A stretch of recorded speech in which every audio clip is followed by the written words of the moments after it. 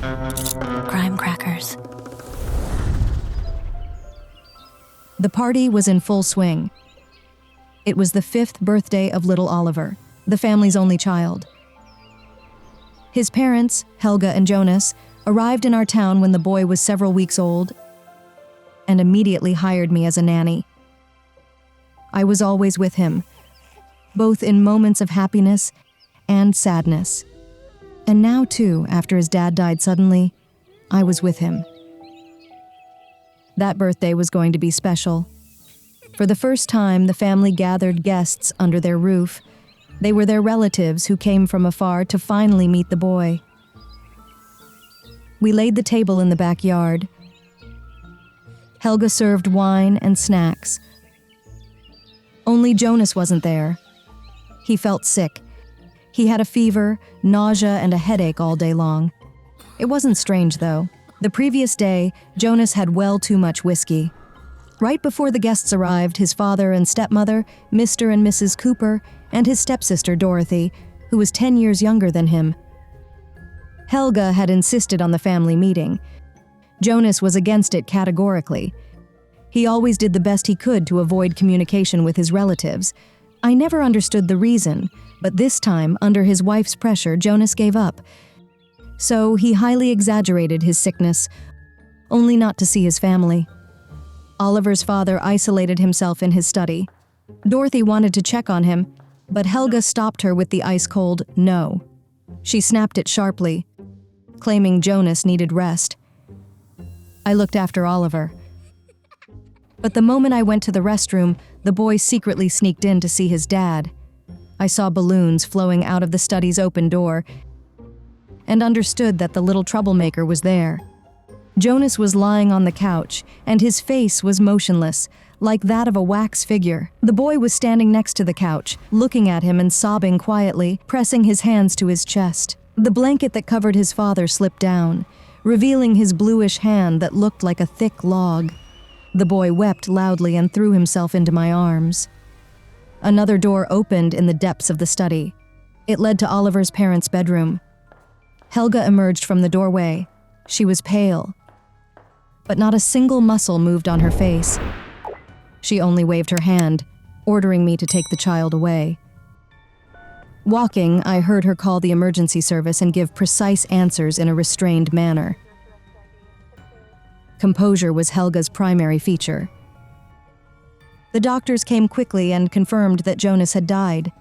While they were carrying the body to the ambulance, we heard a female scream. It was Helga. Everyone rushed to her in Jonas's bedroom. She curled up on the bed, pulling her knees to her chin. For the first time ever, I saw her so vulnerable. She was holding her bloodied hand to her chest.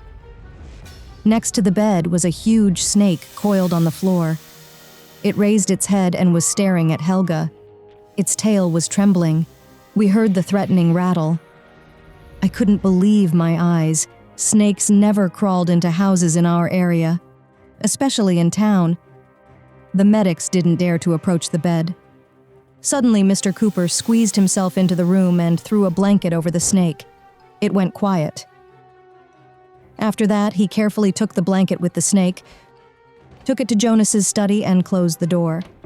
Mrs. Cooper explained to the medics that it was a very dangerous rattlesnake, so Helga needed an antidote urgently. She was taken to the hospital. The animal control service arrived to take the snake.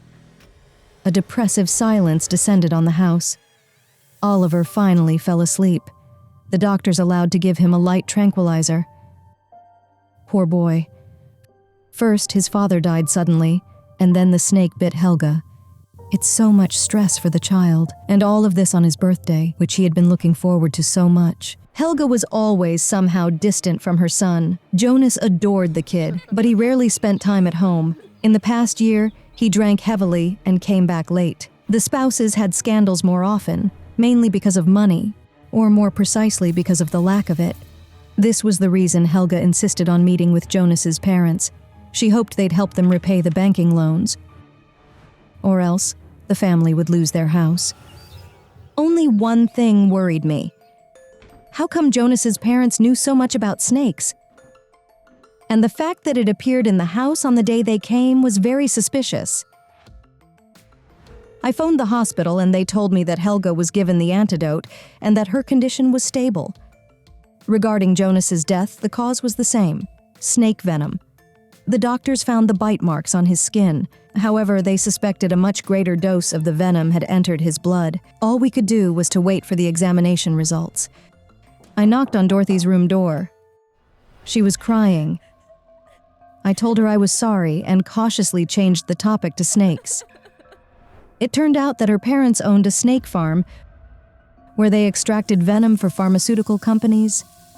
Dorothy had grown up among snakes and knew a great deal about them. So I assumed that Jonas knew about them too, but I was wrong. He'd always been panicked by them. And he'd always been mad when his parents held up brave Dorothy as an example. I found information about the Cooper's farm online and dialed the number from the information section. I said I was from the police and asked if they had rattlesnakes and how many. A hesitant groan emanated from the receiver. Dragging the words, the female voice told me that there had been 5 of them until recently.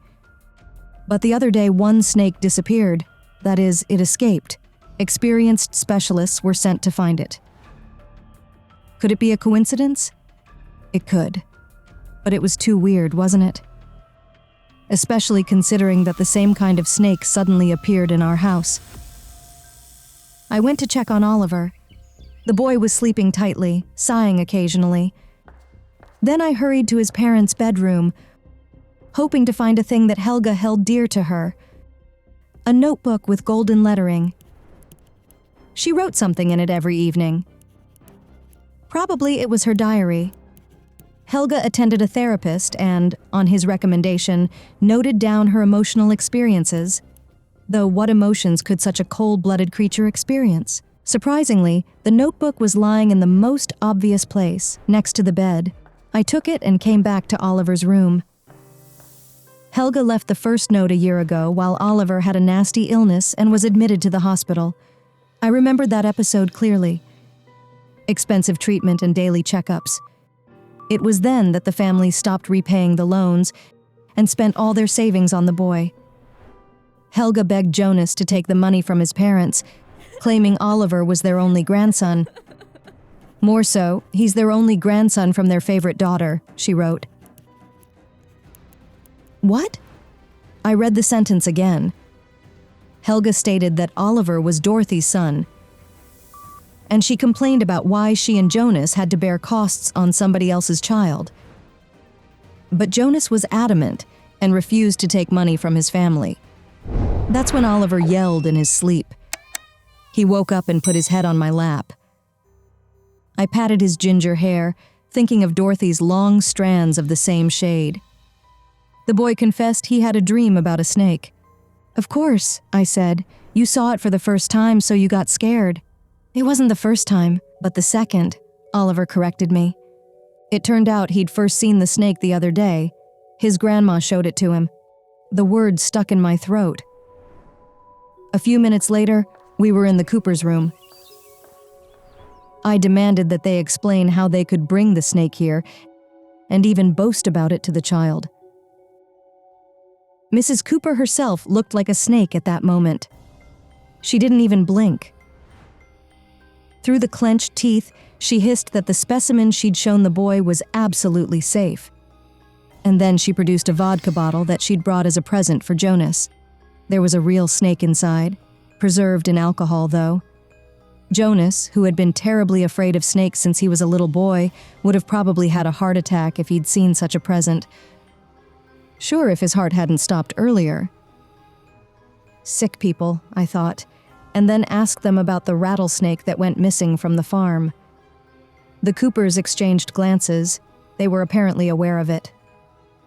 Jonas's father shook his head and assured me he would never harm his family. But what could come between them and Jonas? Why hadn't they spoken for so long? However, Mr. Cooper clenched his jaw and didn't say a word.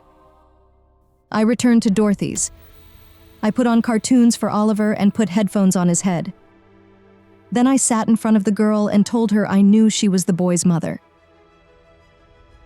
Dorothy gave Oliver a tender look and confessed that she had given birth to him when she was 15. Too early to be a mother. Mrs. Cooper didn't support her daughter and insisted the boy had to be adopted. Jonas saved him. He had recently married and convinced Helga to adopt his nephew. She agreed, especially considering the boy's father was her brother, Niels, who worked for Cooper's back then. He was a handsome, strong, blue-eyed young man. He was Dorothy's first love. They had dated and even kissed secretly, but Dorothy didn't let him do more. But one day, Jonas and Helga came by, and the four of them had a party and got drunk. Dorothy remembered almost nothing from that night, except that Niels took her by force. It was cold and dark, quick and brutal. When she came to, her father was swathing her in a blanket, promising to throw the bastard in prison. But she asked him not to do it, as she loved Niels. Her father only moaned. The next day, the young man was fired. Dorothy had feared that Oliver would be like him, but it didn't happen. To prove it, she showed Niels' account on Instagram. When I saw the picture, my mouth got dry. I had seen him, the young man with a dragon tattoo all over his arm. It was before the guests arrived. Oliver and I came back from the walk earlier because I'd left my wallet home. The man delivered Helga a box that looked like a gift box. I remember she wasn't happy that we came back earlier. Back then, I thought Helga feared it would ruin a surprise for Oliver. So, was the snake in the box? Theoretically, Niels could steal it.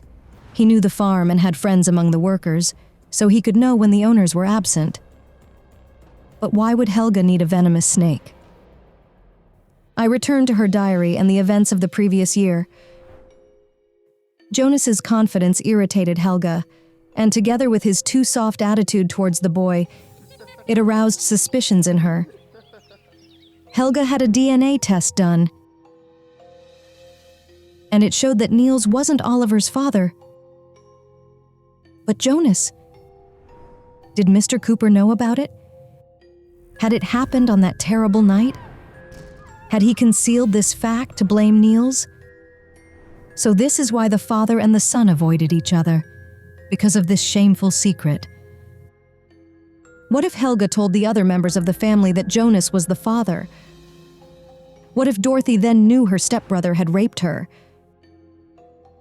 Could she kill him? And what about Mrs. Cooper? Could she take revenge for her daughter? I rushed to Jonas's study. The dose of the venom in his blood was too high, so it could enter his body differently. I searched everywhere but found nothing. Suddenly I spotted something white between the back and the cushion of the couch. It was a syringe cap. The murderer could inject the venom when Jonas was drunk, and the alcohol only aided quick poisoning. The snake could only be the finishing stroke to cover up the injection mark. But what about the snake's attack on Helga? Was it an accident? I didn't waste time on guessing and called the police. Together, we searched the entire house. We found a secret niche in the wall of Helga and Jonas's bedroom. It contained the box Niels had brought and a cage with several mice, probably to feed the snake. Helga's fingerprints were found on the syringe cap. The syringe itself took the longest to find, but it was eventually found by accident in the sewer. It had traces of the venom on its inner sides. Helga wanted revenge. Jonas had cheated on her with his stepsister. Because of him, she fell out with her brother, and he made her care for his and Dorothy's son. She hated her husband and wanted him to die from his biggest phobia, a snake, and she wanted the suspicion to fall upon his family. His stepsister, who was his lover, his father, who had slandered the innocent Niels, and his stepmother, who had wanted to rid herself of her grandson so much. I felt dizzy. The story was shocking. I'd never seen living snakes in my life, but it turned out I had lived among them all this time, in the real nest of the snakes. I couldn't help thinking about what would happen to Oliver. Would Dorothy be a good mother? Could she protect him from the snakes he would meet in his life? Crime Crackers.